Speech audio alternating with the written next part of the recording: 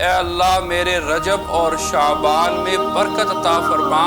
پانچوں حرف اس کی فضیلت کی طرف اشارہ کرتے ہیں، یعنی اس کے اندر رحمتیں برکتیں بہت زیادہ۔ اصل تو مسلمان کی شان یہ ہے کہ اس کو اسلامی مہینوں کا بھی پتہ ہو، اور آپ صلی اللہ علیہ وسلم نے فرمایا کہ اس مہینے کے اندر انسان کے اعمال اللہ کی بارگاہ میں پیش کیے جاتے ہیں۔ الحمدللہ الحمدللہ رب العالمین والعاقبۃ للمتقین والصلاة والسلام علی حبیبہ محمد وآلہ وصحبہ اجمعین، اما بعد فاعوذ باللہ من الشیطان الرجیم، بسم اللہ الرحمن الرحیم، وما خلقت الجن والانس الا لیعبدون، صدق اللہ العظیم۔ میرے عزیز محترم بھائیو دوستو، اسلامی سال کا 8واں مہینہ شعبان المعظم یہ اپنی برکتوں اور فضیلتوں کے ساتھ رواں دواں ہے۔ نبی پاک صلی اللہ علیہ وسلم کے فرمان مبارک کے مطابق اور نبی پاک صلی اللہ علیہ وسلم کے عمل کے ساتھ اس مہینے کی فضیلت اور برکت امت کو ملتی ہے، اور اس کی فضیلت کے متعلق بہت ساری روایات بھی موجود ہے کہ جس کی وجہ سے اس کا انکار نہیں کیا جا سکتا۔ نبی پاک صلی اللہ علیہ وسلم جیسے ہی رجب کا چاند نظر آتا تو آپ صلی اللہ علیہ وسلم دعا فرمایا کرتے تھے، اللہم بارک لنا فی رجب و شعبان، اے اللہ میرے رجب اور شعبان میں برکت عطا فرما اور مجھے رمضان تک پہنچا۔ میرے دوستو، اس مہینوں کے اندر جو برکتیں اور فضیلتیں ہیں وہ کئی پہلوؤں سے ہیں۔ حضرت محبوب سبحانی حضرت شیخ عبد القادر جیلانی رحمۃ اللہ علیہ، ان کی کتاب غنیت الطالبین کے اندر بھی اس کے متعلق بڑی فضیلتوں کو ذکر کیا گیا ہے، جس کے اندر حضرت شیخ فرماتے ہیں کہ شعبان المعظم یعنی شعبان کے حرفوں کو دیکھا جائے تو اس میں 5 حرف ہیں، اور پانچوں حرف اس کی فضیلت کی طرف اشارہ کرتے ہیں۔ 5 حرف، پانچوں حرف اس کی فضیلت کی طرف اشارہ کرتے ہیں، جن میں سے پہلا حرف جو ہے وہ شین ہے، یعنی اس کی شرافت اور اس کی بزرگی کی طرف یہ اشارہ ہے اس مہینے کی۔ اور اسی طرح اس کے اندر دوسرا حرف ہے عین، یعنی علو۔ عین کا مطلب ہے علو، اس کی بلندی اور مرتبہ، یعنی یہ عمل کرنے والوں کو بلندی اور مرتبے کی طرف لے جانے والا مہینہ ہے۔ اور اسی طرح تیسرا حرف فرماتے ہیں اس میں با ہے، جو بر یعنی نیکی اور تقوی کی طرف لے جانے والا یہ مہینہ ہے۔ اور چوتھا حرف اس کے اندر الف ہے، جو الفت اور محبت کی طرف جو ہے اشارہ ہے کہ اس مہینے میں الفت اور محبت کی فضا قائم کی جائے۔ اور پانچواں حرف جو ہے اس کے اندر وہ نون ہے، جو نورانیت یعنی کفر ظلم سے شرک سے نکل کر یہ مہینہ ایسا ہے کہ تھوڑی سی توجہ کی جائے تو توحید ایمان کی نورانیت کی طرف لے جانے والا یہ مہینہ ہے۔ میرے دوستو، یہ شعبان المعظم کے مہینے کی جو فضیلت اور برکتیں ہیں اس میں سب سے بڑی بات یہ ہے کہ یہ شعبان المعظم یعنی شعبان اور معظم یہ 2 لفظ ہیں۔ شعبان عربی کا لفظ ہے اور یہ شعب سے نکلا ہے، جس کا معنی ہے پھیلنا،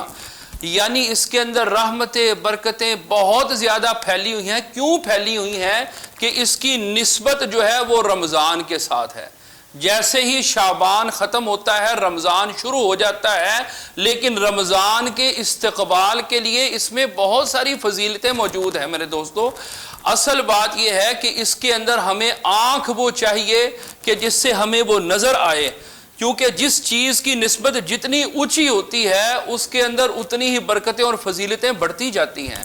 آج ہمیں ضرورت اس بات کی ہے کہ ہم دنیا کے بہت سارے کاموں میں چونکہ لگے رہتے ہیں، بہت ساری ضرورتیں ہیں، گھر کی ضرورتیں ہیں، سواری کی ضرورتیں ہیں، اپنے کاروبار کی ضرورتیں ہیں، اور یہ ساری ضرورتوں کی وجہ سے ہمیں بعض چیزوں کی سمجھ نہیں آتی، لیکن میرے دوستو اللہ رب العزت نے انسان کو سب سے بڑی جو فضیلت دی ہے، اس فضیلت کے اندر صرف ایک بات ارشاد فرمائی ہے کہ انسان کی ضرورت ایک طرف ہے، چونکہ ضرورت امتحان کے لیے ہے دنیا میں، اصل جو اس کا مقصد اور کام ہے وہ ہے عبادت۔ میں نے انسان کو پیدا ہی عبادت کے لیے کیا ہے، تو وہ عبادت جس کے اندر انسان اگر ساری زندگی بھی گزارتے تو وہ مقام حاصل نہ کرے، تو اللہ رب العزت نے اس کی انسان کی عظمت کے لیے اس کو وہ موقع فراہم کیے، وہ جگہ عطا فرمائی، وہ دن اور وہ ایام دیے جس سے اس کو تھوڑے وقت میں بہت ساری فضیلتیں مل جائیں۔ تو یہ بھی انسان کی عظمت ہے کہ ایک تو اس کی اصل عظمت ہے وہ عبادت کے ساتھ ہر وقت جڑا رہے۔ تو میرے دوستو اسلامی سال کے جو مہینے ہوتے ہیں، پھر ان مہینوں کے جو ایام ہوتے ہیں، ان ایام کے اندر اصل تو مسلمان کی شان یہ ہے کہ اس کو اسلامی مہینوں کا بھی پتہ ہو اور ان کے ایام کا بھی پتہ ہو۔ کیوں پتہ ہو؟ کہ اس کے اندر بہت سارے احکامات اور بہت سارے فرائض جو انسان کی زندگی کے ساتھ اللہ کی طرف سے نازل کرتا ہے وہ جڑے ہوئے ہیں، تاکہ وہ آسانی کے ساتھ اس کو ادا کر سکے۔ تو سب سے پہلا میں سمجھتا ہوں کہ شعبان المعظم کا جو فرض ہے، جو شعبان المعظم کے اندر کرنے والا جو کام ہے کہ رمضان المبارک کا مہینہ مہمان بن کر آنے والا ہے، اس کا استقبال کیا جائے۔ جیسے کسی ملک سے کوئی بادشاہ آ رہا ہو تو اس کے استقبال کی تیاریاں ہوتی ہیں۔ میرے دوستو یہ شعبان المعظم کا مہینہ بھی اسی طرح ہے کہ یہ فضیلتوں سے کیوں بھرا ہوا ہے کہ اس میں رمضان کا ہم نے استقبال کرنا ہے، لیکن اس استقبال کی تیاری اور اس کا طریقہ بھی ہم نے خود متعین کرنا ہے۔ بزرگوں نے، اکابرین نے یہ بات نقل کی ہے کہ اس کا طریقہ کار کیا ہے۔ میرے دوستو پہلا طریقہ یہ ہے کہ شعبان المعظم کے جو ایام ہیں، جو دن ہیں، وہ اپنے ذہن میں نقش کر لیے جائیں کہ آج کون سی تاریخ ہے شعبان کی اور کتنے دن رہ گئے رمضان المبارک کے آنے میں۔ کیوں؟ اس سے فائدہ یہ ہوگا کہ بہت سارے جو دفتری امور ہوں گے، جو گھر کے امور ہوں گے، بہت سارے کام ایسے ہوں گے، وہ سمیٹنا شروع کر دے گا انسان کہ میں نے رمضان کی تیاری آج سے ہی شروع کرنی ہے۔ میں نے وہ کام جو کل مجھے بوجھ محسوس ہوں گے اور میرے لیے مشکل پیش آئے گی وہ کرنے میں، آج میں اس کو سمیٹتا ہوا رمضان کے استقبال کے لیے کہ اللہ کا مہمان آنے والا ہے، میں ابھی سے اس کو سمیٹنا شروع کر دوں۔ دفتری امور ہوں یا گھر کے امور ہوں، اس کو سمیٹے، اس نیت سے سمیٹے کہ میں نے آنے والے رمضان کے اندر عبادات کرنی ہے، میں نے اس کا حق ادا کرنا ہے۔ پہلا کام یہ کرے، روزانہ دن دیکھے کہ کتنے دن رہ گئے ہیں، آج تاریخ کیا ہے۔ اصل تو ایمان والے کی شان یہ ہے کہ وہ دنوں کے ساتھ کسی ایسی عبادت کو جوڑے تاکہ اس کو پتا ہو کہ کسی سے پوچھنے کی بھی ضرورت نہ پڑے کہ آج کون سا اسلامی دن کا کون سا جو ہے کون سی تاریخ ہے۔ اس بات کے لیے اس کو سب سے پہلے یہ کرنا چاہیے۔ بزرگوں نے یہ بھی طریقے بھی کئی بتائے ہیں، لیکن اس میں اعلیٰ سے اعلیٰ طریقوں میں سے ایک طریقہ یہ بھی بتایا ہے کہ اس کو روزانہ کم از کم قرآن پاک کی ایک جو ہے سپارہ، وہ قرآن پاک کا ایک سپارہ روزانہ اگر تلاوت کرے تاریخ کے مطابق، تو اس کو یہ معلوم ہوگا کہ آج کون سی تاریخ ہے۔ تو سب سے میں سمجھتا ہوں برکت والا عمل یہی ہوگا کہ کل کو قیامت کے دن یہی ایام اللہ کی بارگاہ میں یہ جو گواہی دیں گے کہ ان ایام کی قدر بھی یہ ہوتی تھی کہ قرآن پاک کی ایک سپارے کی تلاوت کم از کم جو ہے وہ ہر ایمان والے کو کرنی چاہیے، اور اس میں نیت یہ ہو کہ ساتھ مجھے یہ بھی معلوم رہے کہ آج کون سی تاریخ ہے۔ 30 پاروں کے ساتھ ہر ایک دن کو جوڑ کر اس کی تلاوت ہو اور اس سے یہ پتہ چلے گا کہ آج کون سی تاریخ ہے۔ یہ ایک عملی عمل میں نے بتایا ہے۔ اور دوسرا اس شعبان المعظم کے مہینے کے اندر کرنے والا کام یہ ہے کہ میرے دوستو اپنے جسم کو اور اپنی روح کو متوجہ رکھے ہر وقت، کس بات کی طرف کہ میں کچھ نہ کچھ جو دنیا کے کاموں سے ہٹ رہا ہوں عبادت کرنی ہے میں نے رمضان المبارک کے اندر، لہٰذا میں ابھی سے اپنی عبادات کو، اپنے ذکر و اذکار کو، اپنی بہت ساری دینی امور کو ابھی سے میں شروع کروں، اس لیے شروع کروں کہ تاکہ رمضان المبارک کے قریب آنے میں کہیں کوتاہی نہ ہو جائے، جیسے ہی وہ قریب آئے تو میں عملی طور پر اس کے اندر داخل ہو کر اس کا حق ادا کرنے والا بن جاؤں۔ دوسرا کام یہ کرے کہ اپنے جسم اور روح کو جو ہے اس عمل میں متوجہ رکھے کہ رمضان آنے والا ہے۔ اور تیسرا عمل شعبان المعظم میں ہے کہ روزے کا اہتمام کرے۔ نبی پاک صلی اللہ علیہ وسلم روایات میں آتا ہے کہ آپ شعبان المعظم کے مہینے میں کثرت سے روزے رکھا کرتے تھے۔ کثرت سے کیوں رکھا کرتے تھے؟ حضرت عائشہ صدیقہ رضی اللہ تعالی عنہا فرماتی ہیں، امت کی ماں، یہ فرماتی ہیں کہ آپ صلی اللہ علیہ وسلم سے جب پوچھا گیا اللہ کے رسول آپ شعبان المعظم میں کثرت سے روزے کیوں رکھتے ہیں، تو اس حدیث پاک کا مفہوم ہے کہ آپ صلی اللہ علیہ وسلم نے فرمایا کہ اس مہینے کے اندر انسان کے اعمال اللہ کی بارگاہ میں پیش کیے جاتے ہیں، اور میں یہ چاہتا ہوں کہ میرے اعمال بھی اللہ کی بارگاہ میں جب پیش ہوں تو میں روزے کی حالت میں ہوں۔ تو میرے دوستو، اس کا تیسرا عمل اس شعبان المعظم میں یہ کیا جائے کہ کم از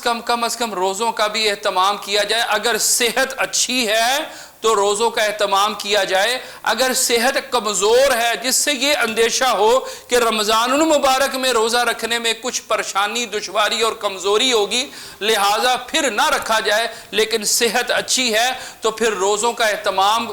کرنا یہ مستحب عمل ہے، اچھا عمل ہے، سنت عمل ہے، ہو جائے تو بہت بڑی بات ہے، بہت فضیلت کی بات ہے۔ اور چوتھا عمل جو ہے وہ ہماری خواتین گھروں کے اندر ہوتی ہیں، ان کو بھی چاہیے۔ حضرت عائشہ صدیقہ رضی اللہ تعالی عنہا اس امت کی ماں فرماتی ہیں کہ نبی پاک صلی اللہ علیہ وسلم کثرت سے روزہ رکھا کرتے تھے، تو میں بھی وہ روزے جو شرعی عذر کی وجہ سے جو فرض روزے ہوتے ہیں جب وہ چھوٹ جایا کرتے تھے، تو میں بھی وہ روزے جو فرض ہوتے تھے شرعی عذر کی وجہ سے چھوٹ جاتے تھے وہ میں شعبان المعظم میں رکھا کرتی تھی۔ لہذا ہماری گھر کی خواتین کو بھی چاہیے کہ وہ بھی ان چیزوں کا اہتمام فرما کر رمضان آنے سے پہلے اس کا اس انداز میں جو ہے وہ اہتمام کرے۔ دیکھیں اس کی فضیلت سب سے بڑی یہ بھی ہے کہ اس مہینے کے اندر ہی 15ویں شعبان المعظم کی تاریخ کو شب برات کا وہ رات ہے کہ جیسے ہی 14ویں دن کا سورج غروب ہوتا ہے اور 15ویں رات شروع ہوتی ہے جو صبح فجر تک، طلوع فجر تک رہتی ہے، اس وقت تک یہ شب برات کی ایک عظمت والی رات بھی اس امت کو نبی پاک صلی اللہ علیہ وسلم کے صدقے نصیب ہوئی ہے، عطا ہوئی ہے۔ یہ بڑی فضیلت والی رات ہے میرے دوستو۔ اس کی فضیلت کو جاننے کے لیے اب جب روایات کو ہم دیکھتے ہیں، جس میں ایک روایت یہ آتی ہے کہ اس شعبان المعظم کی رات اللہ رب العزت کی رحمت خاص اتنی جوش پر ہوتی ہے، فرمایا کہ ایک عرب کا قبیلہ تھا کہ جہاں بہت کثرت سے بکریاں ہوا کرتی تھی، قبیلہ بنو کلب، فرمایا کہ اس رات اللہ قبیلہ بنو کلب کی بکریوں کے جسموں پر جتنے بال ہیں ان بال کی مقدار کے برابر اللہ رب العزت ایمان والوں کو جو ہے جہنم سے خلاصی دیتے ہیں، ان کی مغفرت فرماتے ہیں۔ یہ حدیث پاک کا مفہوم ہے کہ رحمت اتنی جوش پر ہوتی ہے۔ تو میرے دوستو کرنے والا جو عمل حدیث پاک میں آیا ہے وہ یہ ہے، فرمایا قومو لیلہا وصومو نہارہا، کہ اس کی رات کو قیام کیا جائے اور دن کو روزہ رکھا جائے۔ بزرگ فرماتے ہیں کہ یہ رات وہ رات ہے جس میں مستحب عمل یہ ہے کہ اس میں رات میں قیام کر کے نفل پڑھے جائے، تلاوت کی جائے، نماز تسبیح پڑھی جائے، اسی طرح جو ہے قیام کرتے ہوئے دعا ہے، استغفار ہے، یہ سب اعمال کیے جائے۔ یہ مستحب عمل ہے، بڑی فضیلت والا عمل ہے۔ اور صبح کا جو ہے روزہ رکھا جائے، یہ عمل مستحب عمل ہے۔ بہت ساری چیزوں سے گریز بھی کیا جائے، چونکہ جو اوقات اور جو دن جتنی فضیلت والے ہوتے ہیں ان میں اتنی اگر کوتاہی ہو تو اللہ کی طرف سے اتنی پکڑ اور عذاب آتا ہے۔ اس لیے کوشش یہ کرنی چاہیے کہ کوئی مخصوص عمل نہیں بتایا گیا کوئی مخصوص عمل نہیں بتایا گیا. انفرادی طور پر آپ کچھ بھی عبادت کریں اس کی فضیلت بہت ہے، نفل کی صورت میں، تلاوت کی صورت میں، اور صبح کا روزہ رکھنے کی صورت میں. اس کے علاوہ کوئی عمل ایسا نہیں بتایا گیا. لہٰذا اس رات کی فضیلت کو اسی انداز میں ادا کرنا کہ جو روایات میں، احادیث میں آتا ہے، تو وہی اس کی برکات اور فضیلت کو پانے والا شخص ہوتا ہے جو سنت کے مطابق چلتا ہے. میرے دوستو، اللہ تعالیٰ سے دعا ہے کہ اللہ تعالیٰ اس رات کی عظمت کو سمجھ کر اور ایسی خرافات جس سے اللہ پاک کی پکڑ آتی ہے، ناراضگی آتی ہے، اور گلی محلوں کے اندر جو شرلیاں پٹاخے جو ہے یہ چلائے جاتے ہیں، اس سے اجتناب کرنا انتہائی ضروری اس لیے ہے کہ وہ رات عبادات کے لیے ہوتی ہے. لوگوں کو تکلیف دینے سے اس رات میں اس کی پکڑ اور عذاب بھی زیادہ ہے. والدین کے لیے یہ گزارش میں کرتا ہوں کہ کم از کم اپنے بچوں کو یہ نصیحت فرمائیں کہ اس رات کی عظمت کو سامنے رکھتے ہوئے، اپنی بچوں کی تربیت کرتے ہوئے، اس رات میں کوئی ایسا عمل نہ بچوں کو کرنے دیا جائے. اللہ تعالیٰ سے دعا ہے کہ اللہ تعالیٰ ہمیں اس رات کی فضیلت کو سمجھ کر اس میں ٹھیک ٹھیک پورے شعبان میں عمل کرتے ہوئے رمضان کے استقبال کی نیت سے رمضان کی برکتوں میں شامل ہو کر رمضان کی برکتیں بھی اللہ پاک ہمیں سمیٹنے کی توفیق عطا فرمائے. وآخر دعوانا الحمد للہ رب العالمین.